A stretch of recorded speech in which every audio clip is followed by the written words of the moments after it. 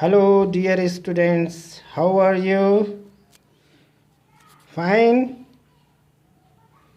चलिए, आशा है कि आप लोग पिछले लेक्चर्स को अच्छे से सुन लिए होंगे और नोट भी कर लिए होंगे। प्रोपोजिशंस एंड आर्गुमेंट्स के थर्ड पार्ट में आप लोगों का स्वागत है। इसके पूर्व हम लोगों ने प्रोपोजिशंस जिसमें सिंपल प्रोपोजिशन तथा कंपाउंड प्रोपोजिशन के विषय में विस्तार पूर्वक चर्चा की। इन दोनों लेक्चर्स को आप अच्छे से समझ लीजिए। आज हम लोग आर्गुमेंट के विषय में चर्चा करेंगे। डियर स्टूडेंट्स, प्रोपोजिशंस की चर्चा करते समय हमने आपको बताया था कि प्रोपोजिशंस आर आइदर ट्रू और फॉल्स, अर्थात तर्कवाक्य या तो सत्य होता है या असत्य, किंतु आर्गुमेंट अर्थात युक्ति या तो वैध होती है या अवैध। इसे वैलिड या इनवैलिड कहा जाता है। आई एम कॉपी ने आर्गुमेंट को डिफाइन किया है कि any group of propositions of which one is claimed to follow from the others which are alleged to provide groups for the truth of that one। कहने का अभिप्राय यह है कि युक्ति ऐसे तर्कवाक्यों का समुदाय है जिसमें एक तर्कवाक्य के अन्य तर्कवाक्यों से सिद्ध होने का दावा किया जाता है। ये अन्य तर्कवाक्य निष्कर्ष तर्कवाक्य की सत्यता के लिए साक्ष्य प्रदान करने वाले समझे जाते हैं। इसके विषय में यहाँ एक बात बता दूं कि युक्ति तर्कवाक्यों का समुदाय मात्र नहीं है, जैसा कि अधिकांश लोग इस बात को समझते हैं कि तमाम तर्कवाक्यों को मिला करके युक्ति आर्बिट्रेरली बन जाती नहीं, अपितु इसका एक निश्चित ढांचा होता है, एक सर्टेन स्ट्रक्चर होता है। जैसा कि आप लोग स्क्रीन में अभी देख रहे होंगे, नीचे दिया हुआ है all humans are mortal, Socrates is human, therefore Socrates is mortal. इसमें कुल 3 टर्म्स हैं, मेजर टर्म, माइनर टर्म और मिडिल टर्म, और 3 प्रोपोजिशंस भी हैं, मेजर प्रोपोजिशन, माइनर प्रोपोजिशन और कंक्लूजन।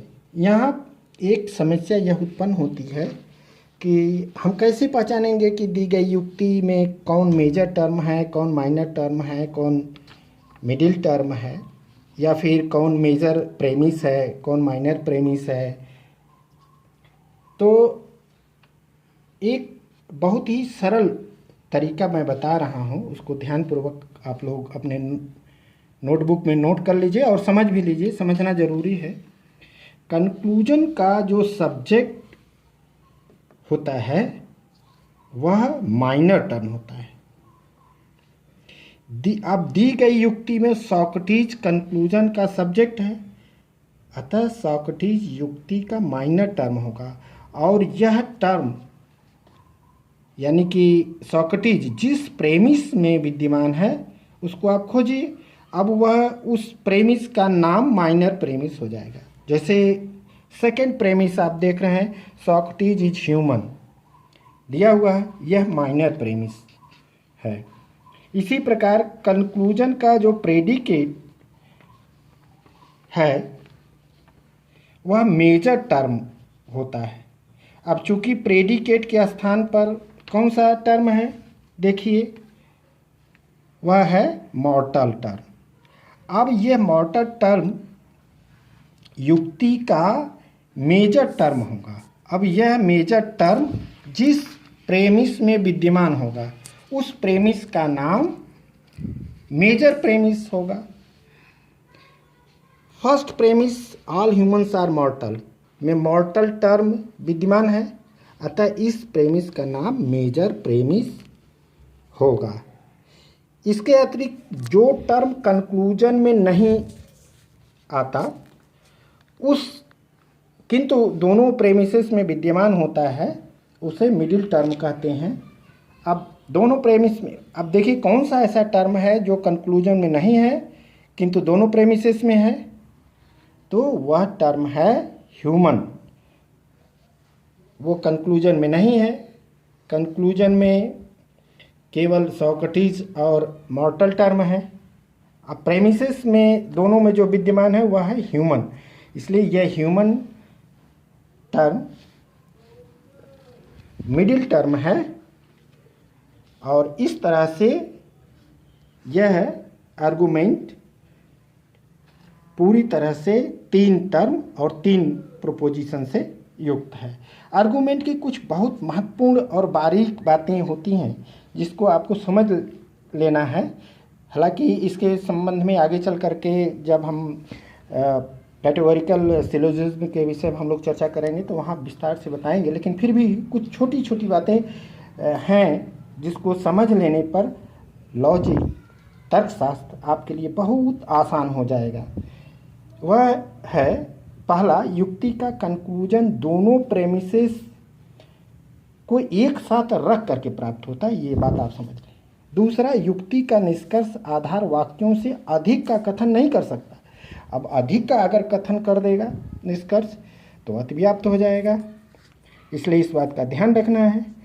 तीसरा, यदि प्रेमिसेस ट्रू हो तो निष्कर्ष भी ट्रू होगा, नहीं तो युक्ति इनवैलिड हो जाएगी। यदि प्रेमिसेस ट्रू हो और निष्कर्ष प्रेमिसेस ट्रू हो और निष्कर्ष फाल्स हो तो युक्ति स्वभावतः नेचुरली इनवैलिड हो जाएगी। इस बात का आप लोगों को ध्यान रखना है। इन सब बातों का ध्यान रखते हुए हम आप लोगों को आगे के लेक्चर में ट्रूथ एंड वैलिडिटी, इसके अलावा सिलोजिज्म का मूड और फिगर्स, और प्रयास करेंगे वेन डायग्राम के द्वारा इसको बताएं, ताकि जो एग्ज़ाम्स यूनिवर्सिटी के एग्ज़ाम्स हैं या यूजीसी नेट के एग्ज़ाम्स हैं उन सब के लिए आपको एक अच्छी समझ तर्कशास्त्र की उत्पन्न हो जाए।